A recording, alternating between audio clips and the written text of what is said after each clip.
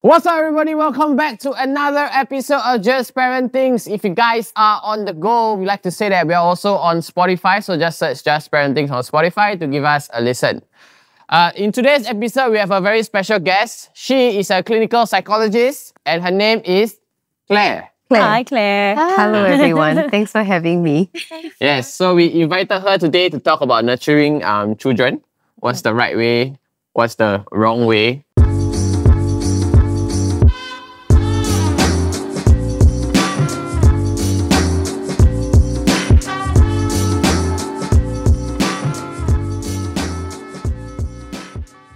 So from like 0 to 3, right? So you know there's this thing where people say like it's good to read to your child from a very young age. Yes. But based on science, I think 0 to 1 your child don't understand anything, right?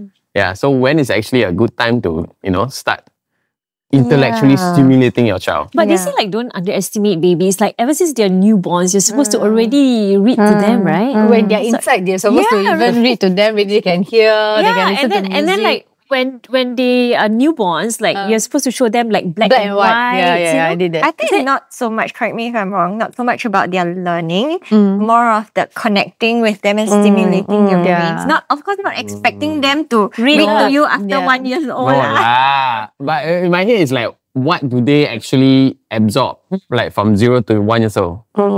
That because they're not able to read yet, they can't recognize the word. So what's the point of still reading to them?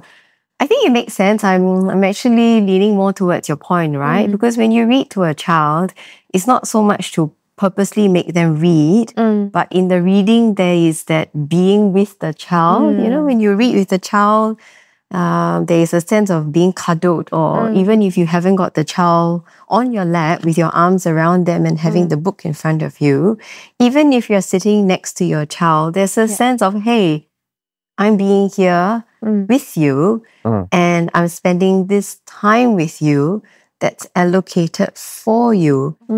And because of that being, there's a great sense of connection there. And I think for me personally, that's huge, right? Because without that connection, you don't get attachment. That emotional attachment is what helps the child to grow emotionally. So I think part of the reading is the being with. It's more of like the emotional connection when you read to your child from 0 to 1 lah. That, and also, every time you read to them, the brain is being stimulated by all these sounds that they're hearing. Maybe they can hear intonation. Yes, the intonation. Yeah, even if they don't words. understand. Like if you shout at them, they know. Then if you gently, like a lullaby, And then if you they'll be sing, soothed. if you sing to them also. But then in my case, I sing, they cry. I agree. In my case lah. So with speech delays, at what age should I be worried if my child isn't speaking yet? Yeah. So typically, they would say by 12 to 18 months, the child should be able to say at least a couple of words. Typically, it's either mama, dada. 1 to 1 to 1.5 years old.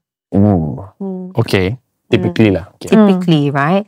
I know of other kids who maybe have gone through even certain words like phases, many words put together, but typically that's at least you would expect some words. Some words that you can understand as a mother. I think obviously there's going to be many words that other people can't understand, but as a mother, you kind of roughly know what the child is trying to say. But even now, my son is 4, and sometimes he speaks and all of us are like, what? And then we're like trying to piece together. My son has a speech delay, so he's going for therapy and all that. When did you spot that? Like, how do you know? I spotted like little signs of autism, not really speech delay, from very, very early on.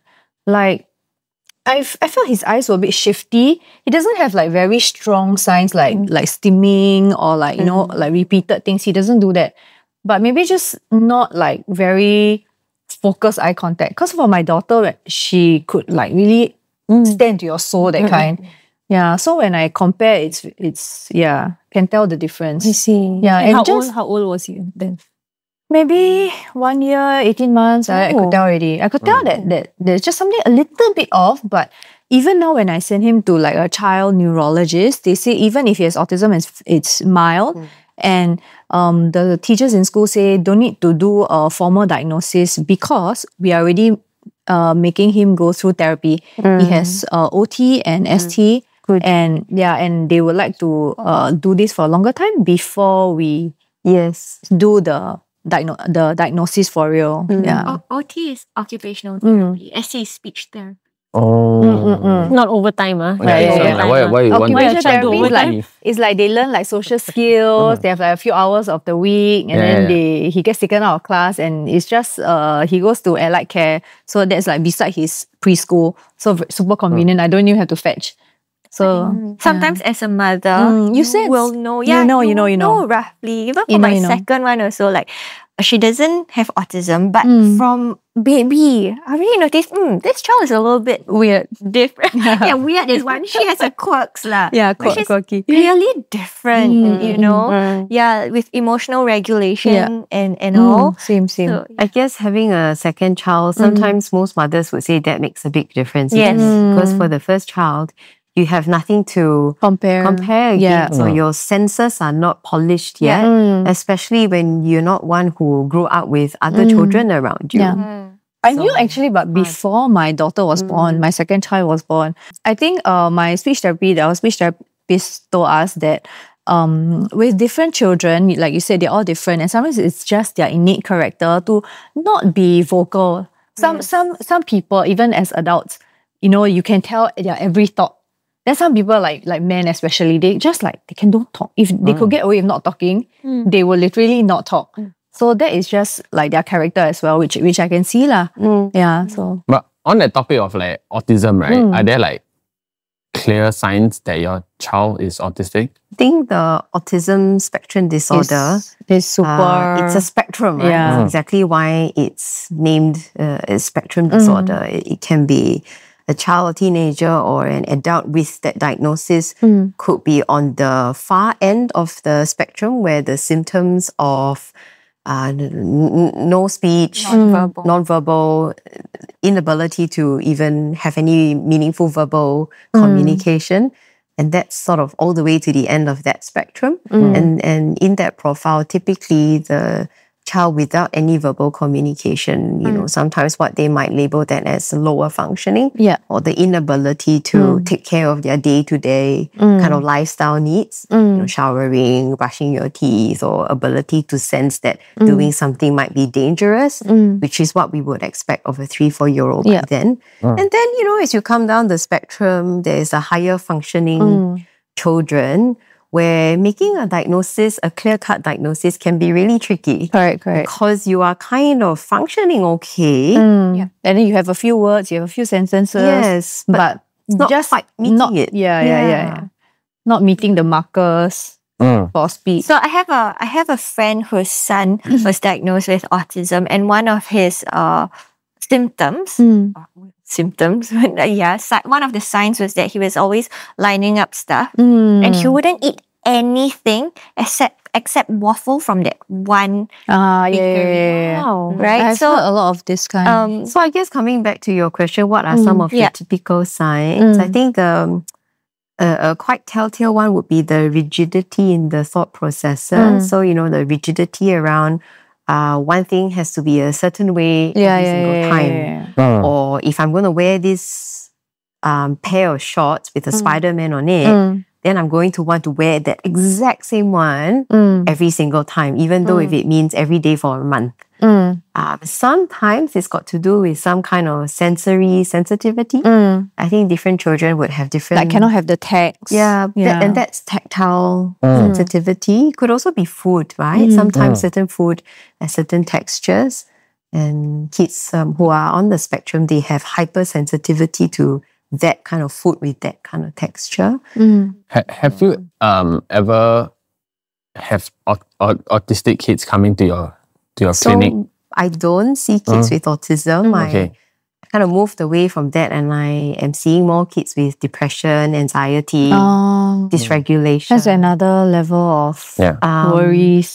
For me, personally, obviously every therapist is different, but I only see children who are 5 and above. Why? Like, imagine being 5 and depressed. That's a long life. Okay, man. then which brings a question, right? Yeah. Like, 5 years old, to me in my head, you're too young to absorb like darkness in that sense, right? So at what age do they start absorbing like, oh my god, I'm too sad? Like feelings and Yeah. emotions, yeah. I think depression presents really differently for children or young children, and also very different to teenagers. I think typically for young children, it presents more with irritability. You know, so the Okay. child might be, it may look like they're consistently throwing a tantrum, or they are very angry, or they're very irritated. But if there are other things that's going on in their lives, that you could make sense of, that, hey, you know, like, what is going on? Or if the child might suddenly have unexplainable crying episodes, just all of a sudden, you know, the child seems to be very tearful very often, then that is a sign that something is not quite right. Sometimes it presents in their drawings, right? If they are consistently drawing themselves as crying, or some children might draw their heart sayang. broken. I mean, 5 years old is like my daughter's age. I cannot imagine her having to see a psychiatrist because I of mean, that. I won't say it's very common, but it's possible. But what makes them sad? Like, Yeah. Like, okay. what makes a is it 5-year-old sad? like what? Okay, so this is my understanding, right? It's probably maybe upbringing, like the people around them. Yeah. But if, for example, at like 4 or 5 years old, I see my parents who are not in love, do I understand that as I a think 4-year-old? yes. If they're quarreling and fighting all the time, definitely they will sense. Yeah. It's I so think many they- different factors, you know. Yeah. It's not one thing that you can kind of go, it's these reasons, therefore the child will be sad. But the factors that I would typically look out for would be, you know, what's the family environment like for the child? You know, I always think of the system that the child's around, because the individual is not isolated like an adult would typically be. Obviously, there are also many adults who live with families in Singapore, but for a child, it's always about the systems around them. So within the family, you know, what's going on, if there's constant fighting or other kind of difficulties that the parents are struggling, or the caregivers are struggling with, then surely what it would mean for the child is that the emotional holding space would be very different for the young child. Yeah. You know, the correct. ability to be there for Yeah, the they child. don't. I think they don't feel safe. Because sometimes, like, I remember when, like, my husband and I would, sometimes you get into a quarrel, and me being me, I will like raise my voice a little bit, and he will like come to me, and he'll be like, "Aiyo." He knows. And even though like he was like really young, maybe like 1.5, 2 plus. They really understand. Yeah, and he will come to me and he'll be like, you know, He knows something is he not right. knows. Wow. So, but you said, then what I picked up was that tantrums. Like, you said some children are very happy and then they start throwing tantrums. But I feel like tantrums is like something visibly, you can't tell whether it's depression or it's just normal tantrums. So like from a... Which Like the kind of frequency. comes back to, you know, what are the other factors, right? Tantrums alone is not as a straightforward indicator to depression. But other signs that I might look up for might be, you know, unexplained crying, or, you know, they might always like doing something, like maybe they've always liked drawing or watching Paw Patrol, and all of a sudden they just don't want to do that anymore. They just Like want changes to be, in behavior. I think as a mother, you know. Yes. You know. or hiding away Megan? under the table. Yeah. So my child, when she was younger, she used to have tantrums every single day. But I don't think it's depression. I think it was more of her struggle with emotional regulation. Yeah, because basically we went to get her assessed, and she has suspected ADHD.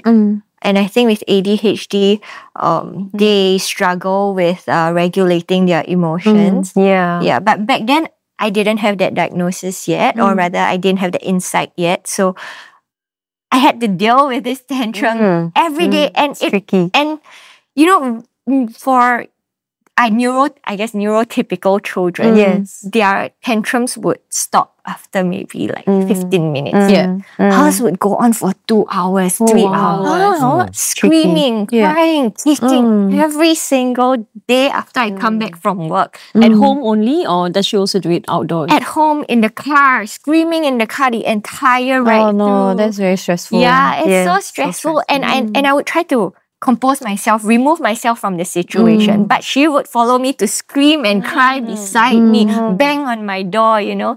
Yeah, so then I eventually sought help lah. I went for like a positive parenting program. Yeah, by MCCY. Is it? Yeah. Free of charge, by the way.